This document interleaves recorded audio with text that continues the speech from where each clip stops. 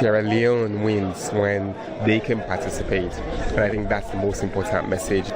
We want there to be a fully comprehensive government running. I think it's an element of campaigns. We say things. I recognize that I have said things that will hurt them. Of course they said things that hurt me. We could justify saying that what's in or what's happening. But that doesn't mean if I recognize that I said things that hurt them, I can't say sorry. It doesn't take away from me because I mean it.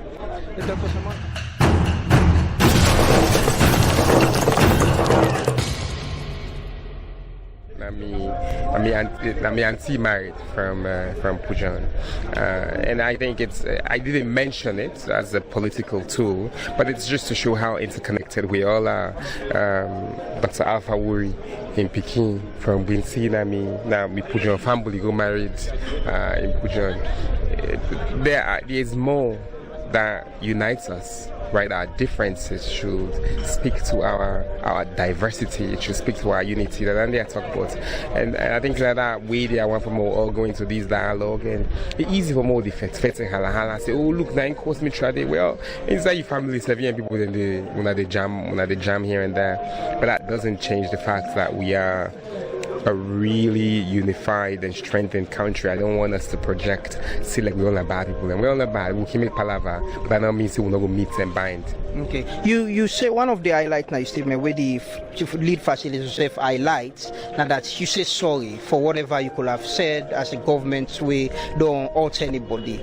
Is that coming from there? Is that the position of the government? So yes, I think it's an element of campaigns. We say things, and people get angry. I personally have said things that I am sorry that I said, and it's not an element of like not so we need to be forgiven. The Bible, the Lord's Prayer, they talk about forgiveness. We need to be forgiven to ourselves. We don't punish ourselves for having done things that we did not wish we did, and we ask for forgiveness. And I think it's a way that I believe in that. I believe that that was not in my speech. Mm-hmm. That came from how I felt at that minute. And I think the important thing is if we just go by what you write, that this I say, that this I say. I never don't say that. But I recognize that I have said things that will hurt them. Of course they said things that hurt me. We could justify saying that what's in or what's happening. But that doesn't mean if I recognize that I said things that hurt them, I can't say sorry. It doesn't take away from me because I mean it. Dr. Samuel Kamara in his statement say then they can't see them with, in words, waiting to refer to an illegitimate government. Waiting a government position on that because it catalogue a lot of things where need for be done as soon as they go into this dialogue. I think a lot of people can't say things that does not reflect the reality. I speak about our different perspectives and perceptions. I think it's an unfortunate statement. It's not the reality. If somebody say I'm not fine, I don't say I fine small, I don't go sit down and say my change, I go do face work. Or if somebody say I don't get sense, I don't say I try small. Like we should not be saying things that are that, particularly because our educated, what's not the literacy levels, very low literacy levels. We have people who incite, who hold on to words, and I don't think it's we shouldn't be saying words that are hard for people to appreciate. And I also spoke about the law. Like it's not the laws, and everybody knows it's like we're a legitimate, fully functioning government at all levels, the parliament and the executive and the judiciary, and so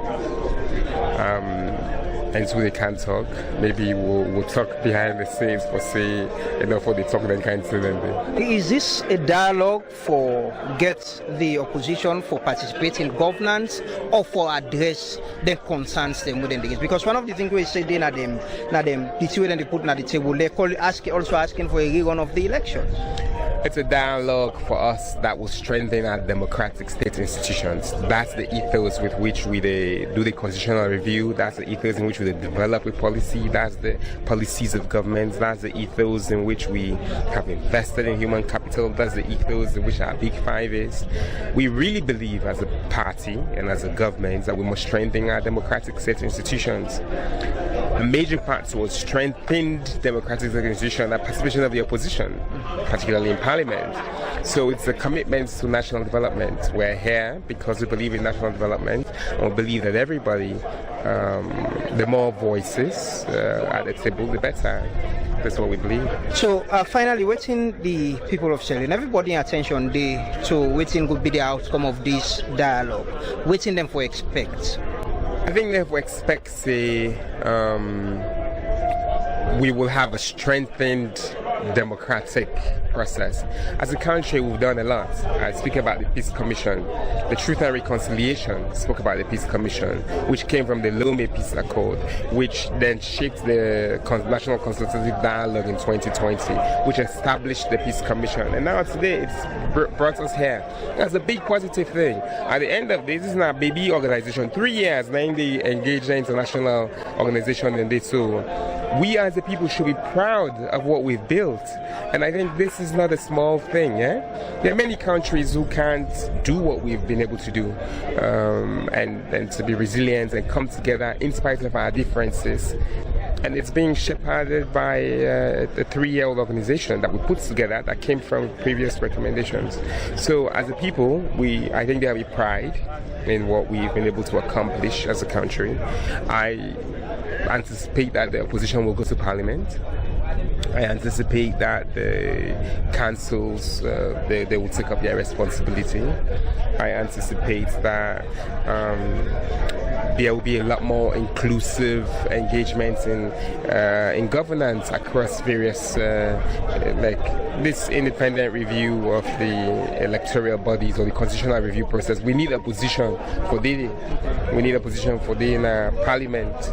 You can't have that constitutional review that we so need as a country that we've not been able to finish for 20 years without the opposition. And because we also have to go to a referendum anyway, and that includes everybody. So we'll need them to debate in Parliament those laws, take responsibility for it, pass them in Parliament with a 2/3 majority. We'll require them because we don't have that. So we require them and their votes. We hope that all of them will support these processes, and then we'll go to a referendum and the people of the country will be happy, and Sierra Leone will be better for it. You hopeful say at the end of these 3 days they'll return to governance? Absolutely. I think we will. It's a big moment for the country, and I think I'm happy they've stepped up to the plate. I think we are very positive. They're very positive. The fact that they are great. It's not a loss if they come to Parliament. I know I met the opposition member there, and say, oh, APC don't lose, or this. It's not a loss. It's not a win for us if they come to Parliament. Sierra Leone wins when they can participate. And I think that's the most important message, is that my APC hardline and not say, oh, then Samurai don't go this, Samurai don't do that, oh, then don't go all out. No. We want there to be a fully comprehensive government running. Okay, thank you very much. That's the Chief Minister, Dr. David Boyden Asenge. We also the lead the government delegation at this dialogue.